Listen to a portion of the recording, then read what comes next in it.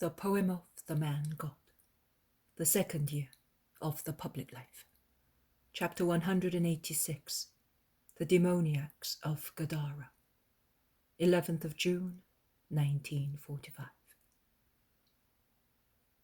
The vision, the calming of the storm, which you saw on 30th of January 1944, is to be put here. Then the following vision. Jesus, after crossing the lake from northwest to southeast, asks Peter to land near Hippus. Peter obeys without discussing and takes the boat down to the mouth of a little river, which is in flood because of the springtime rains and of the recent storm, and flows into the lake through one of the wild rocky gorges common to this coastal area. The assistants, there is one in each boat, fasten the boats and are ordered to wait until evening to go back to Capernaum. "And be as dumb as an ox," suggests Peter. "If they ask you where the master is, reply without hesitation, 'I don't know.' And if anyone wants to know where he is going to, give them the same reply. In any case, it is the truth, for you don't know." They part, and Jesus begins to ascend a steep path which climbs the almost upright cliff. The apostles follow him along a very hard path up to the summit of the cliff, which levels over to a tableland strewn with oak trees, under which there are many pigs pasturing. "Stinking animals!" exclaims Bartholomew. "They prevent us from passing." "No, they do not. There is room for everybody," replies Jesus calmly. In any case, the swineherds, when they see the Israelites, endeavor to gather the pigs under the oak trees, leaving the path free. And the apostles pass by, making endless grimaces among the filth left by the grouting animals, which, fat as they are, seem anxious to become even fatter. Jesus passes without any fuss, saying to the swineherds, "May God reward you for your kindness." The swineherds, poor people, not much cleaner than their pigs, but infinitely thinner, look at him amazed, and then whisper to one another. One of them says, "Is he perhaps not an Israelite?" And the others reply to him, "Don't you see that his tunic is fringed?" The group of the apostles gather together, now that they can proceed in one group along a fairly wide path. The view is beautiful. Only a few score of feet above the lake, it commands a view over the whole lake, with the town spread along its shores. Tiberias is splendid with its beautiful buildings on the opposite shore, facing the apostles. Below this spot, at the foot of the basaltic cliff, the short beach looks like a green pillow, whereas on the opposite shore, from Tiberias to the mouth of the Jordan, there is a rather widespread marshy plain, due to the river having difficulty in resuming its course after delaying in the placid lake. But the plain looks like a garden, because it is so thick with marsh flora and is densely populated with colourful, variegated waterfowl, which seem bedecked with jewels. The birds rise from the thick grass, and from the reed thickets. They fly over the lake, they dive into it to steal a fish from its water, and they rise even more brilliant, because the water has brightened up their plumage, and then they fly back to the plain where the wind plays swaying in its many-coloured flowers. Up here, instead, there are woods of very tall oak trees, under which the grass is soft and emerald green, and beyond this strip of woods, on the other side of a large valley, the mountain climbs again, forming a very steep, rocky summit, on which houses rise built on terraces. I think that the mountainside and the walls of the houses are all one, for its caves are used as dwellings, in a mixture of a troglodyte and ordinary village. It is a village characteristic of structures on large rising terraces, so that the roof of the house on the terrace below is at the height of the ground entrance of the terrace above it. On the sides, where the mountain is very steep, so steep that no house can be built there are caves, deep crevices, and descents, dropping down to the valley. In the season of downpours, the descents must become as many whimsical little torrents. All kinds of blocks, which the floods have rolled down to the valley, form a chaotic pedestal for the little mountain, which is so wild and steep, hunchbacked and overbearing, that it looks like a squire who wants to be respected at all costs. "Is that not Gamala?" asks the zealot. "Yes, it is Gamala. Do you know the town?" says Jesus. "I was a fugitive there one night, a long time ago. Then I was affected by leprosy, and I did not come out of the sepulchres anymore." "Did they pursue you so far?" "I was coming from Syria, where I had gone seeking protection. But they discovered me, and only my flight to this place saved me from being captured. Afterwards, slowly and continuously threatened, I went down as far as the desert of Tekoa, and from there, suffering already from leprosy, to the valley of the dead. Leprosy saved me from my enemies." "These people are heathen, are they not?" asks the Iscariot. "Almost everybody. Only a few Jews are here on business. And then there is a mixture of beliefs, or no beliefs at all. But they did not treat the fugitive badly." "These are places for bandits. What gorges!" exclaim many. "Yes, but believe me, there are more bandits on the other side," says John, who is still impressed by the capture of the Baptist. "On the other side there are bandits also among those who enjoy the reputation of being just," concludes his brother. Jesus begins to speak. "And yet we go near them without feeling disgusted, whereas here you were making grimaces because you had to pass near some animals." "They are unclean." "A sinner is much more so." "These animals are made like that, and it is not their fault if they are like that.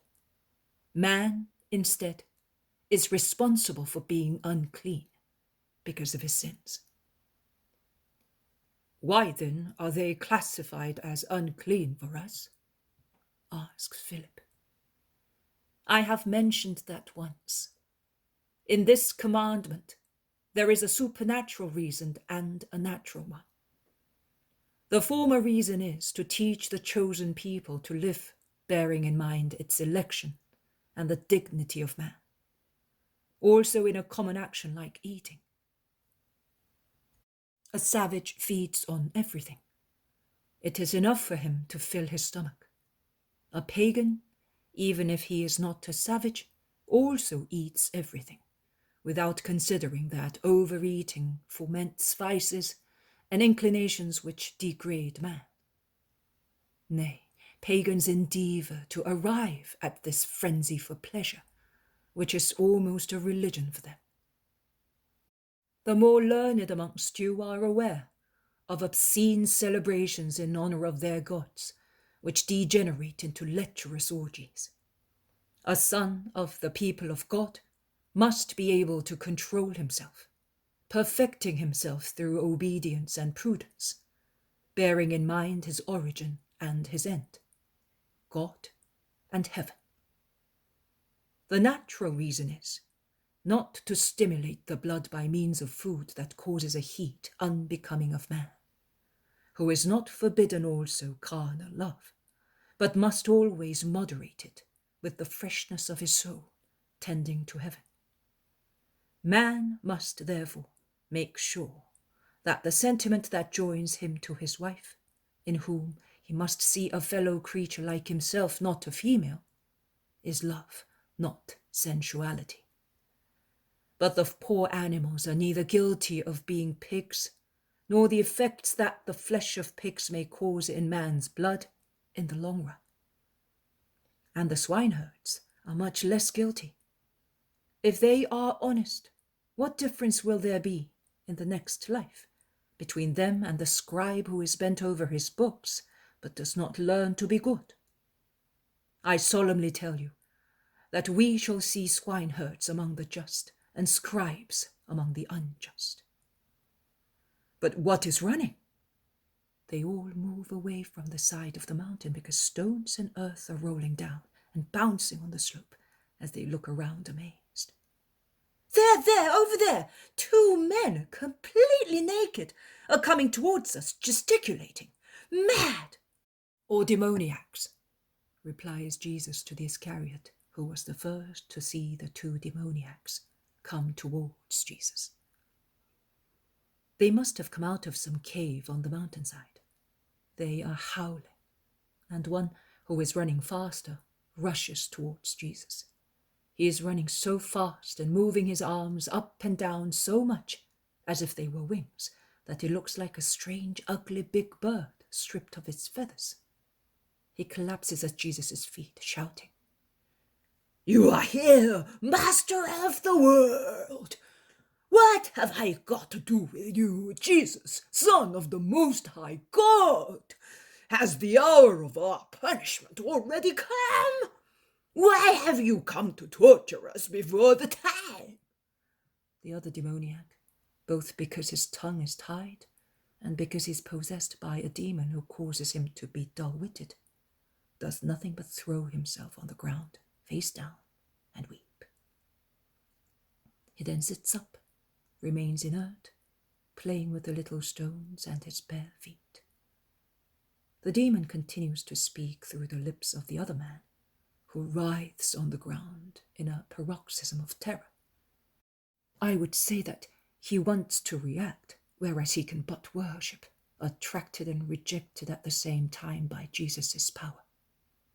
He howls, "I entreat you in the name of God, stop tormenting me, let me go."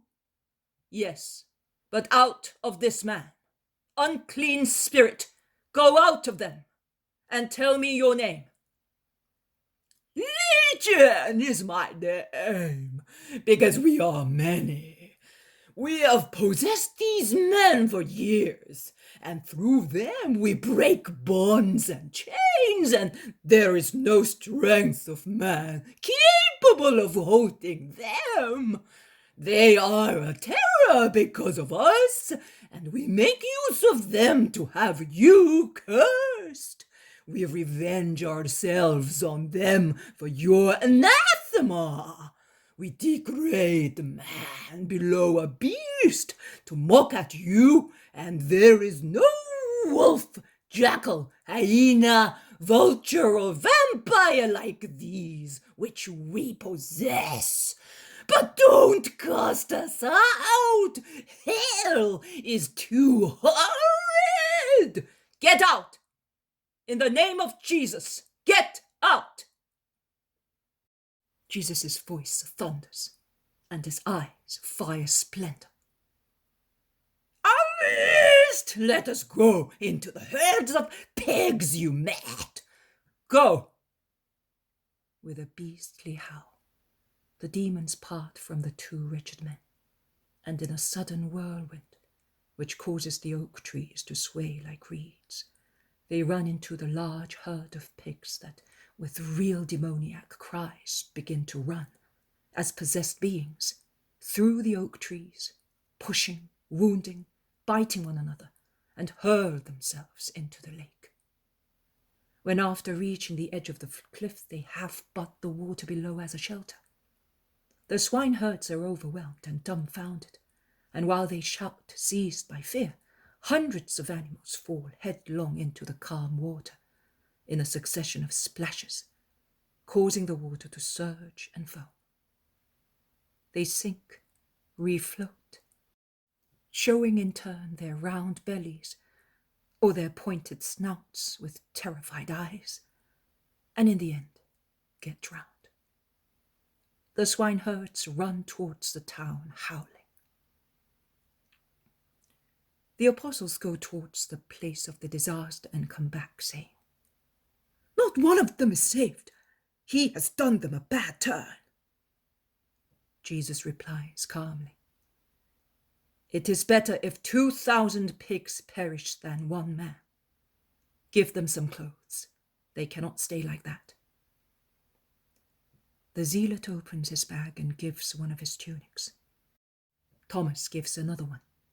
The two men are still somewhat stunned, as if they were awaking from a sound sleep full of nightmares. Give them some food. Let them go back to the normal life of men. Jesus watches them while they eat the bread and olives given to them, and they drink out of Peter's flask. At last, they speak. "Who are you?" asks one. "Jesus of Nazareth." "We don't know you," says the other. "Your souls know me. Get up now and go home." "We have suffered very much, I think, but I cannot remember very well. Who is this man?" asks the one who spoke on behalf of the demon, and he points at his companion. "I do not know. He was with you." "Who are you? Why are you here?" he asks his companion. The one who was dumb and is still more inert says, "I am Demetrius. Is this Sidon?" "Sidon is on the sea, man. Here you are beyond the Lake of Galilee." "Why am I here?" Nobody can reply. Some people are arriving, followed by the swineherds. They look frightened and curious. When they see the two men dressed and tidy, their astonishment increases. "That is Mark of Josiah, and that is the son of the heathen merchant." "And he's the one who cured them and caused our pigs to perish because they became mad when the demons entered them," say the swineherds. "Lord, you are powerful, we admit it, but you have already caused us too much harm, a damage of many talents. Go away, please, lest your power should bring the mountain down and hurl it into the lake. Go away." "I will go. I do not impose myself on anybody." And Jesus, without further discussion, goes back the way he came. The demoniac who spoke follows him, behind the apostles. Further back, at some distance, there are many citizens watching whether he is really leaving. They go down the steep path back to the mouth of the little torrent near the boats. The citizens remain on the terrace watching. The demoniac who has been cured goes down behind Jesus. In the boats, the assistants are terrified. They saw the pigs raining into the lake and are still contemplating their bodies, which surface more and more numerous, more and more swollen, with their round bellies in the air and their stiff, short legs like 4 pegs stuck into a huge fat bladder. "What happened?" they ask. "We will tell you later. Loosen the boats and let us go." "Where, my lord?" "To the Gulf of Tarichea." The man who has followed them, now that he sees them getting into the boats, implores, "Take me with you, Lord." "No, go home. Your relatives are entitled to have you. Speak to them of the great things the Lord has done to you, and tell them how he had mercy on you. This area is in need of faith. Light the flames of faith out of gratitude to the Lord. Go. Goodbye. Comfort me at least with your blessing, that the demon may not possess me again. Be not afraid. If you do not want, he will not come. But I bless you. Go in peace. The boats depart from the shore westwards. Only then, when the boats are ploughing through the waters strewn with the swine victims, the inhabitants of the town, which did not want the Lord, withdraw from the terrace and go away.